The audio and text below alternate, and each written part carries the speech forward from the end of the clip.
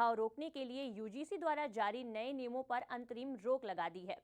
Court ने कहा है कि UGC promotion of equity regulations 2026 के प्रावधान प्रथम दृष्टि से अस्पष्ट और इनके दुरुपयोग की संभावना से इनकार नहीं किया जा सकता।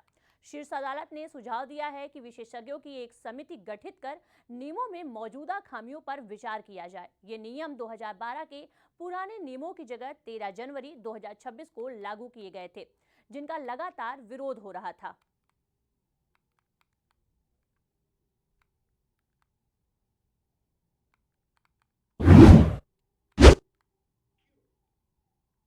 महाराष्ट्र के उप मुख्यमंत्री अजीत पवार से जुड़े कथित विमान हादसे को लेकर ये सवाल उठ रहे हैं कि क्या इसे टाला जा सकता था। विशेषज्ञों का कहना है कि किसी भी विमान दुर्घटना में लैंडिंग से पहले के आखिरी 8 मिनट बेहद अहम होते हैं, खासकर तब जब विजिबिलिटी कम हो। बताया जा रहा है कि अगर बारामती हवाई पट्टी पर पीएपीआई, नाइट लैंडिंग और नियमित एयर ट्रैफिक कंट्रोल जैसी सुविधाएं उपलब्ध होती तो सुरक्षित लैंडिंग की संभावना बढ़ सकती थी।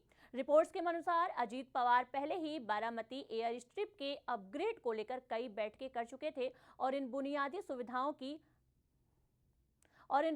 सुविधाओं की अपेक्षा भी कर चुके थे।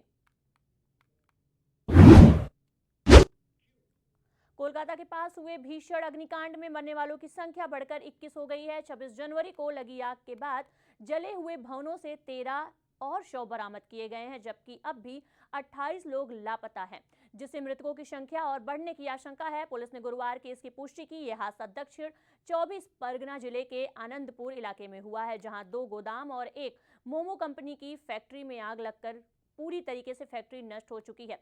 इस बीच विपक्ष के नेता यानी कि शुवेंदु अधिकारी और अन्य भाजपा नेताओं के प्रस्तावित दौरे से पहले प्रशासन ने इलाके में निषेध लगा दिया है। दक्षिण अफ्रीका और वेस्टइंडीज के बीच खेले गए दूसरे टी20 मैच में कुल 446 रन बने। क्विंटन डी कॉक ने सिर्फ 49 गेंदों में 115 रन की ऐतिहासिक पारी खेलते हुए 3 टी20 वर्ल्ड रिकॉर्ड बनाए हैं। उनकी पारी के दम पर दक्षिण अफ्रीका ने 222 रन का लक्ष्य 17.3 ओवर में ही हासिल कर लिया और 3 मैचों की सीरीज में 2-0 की अजय बढ़त बना ली।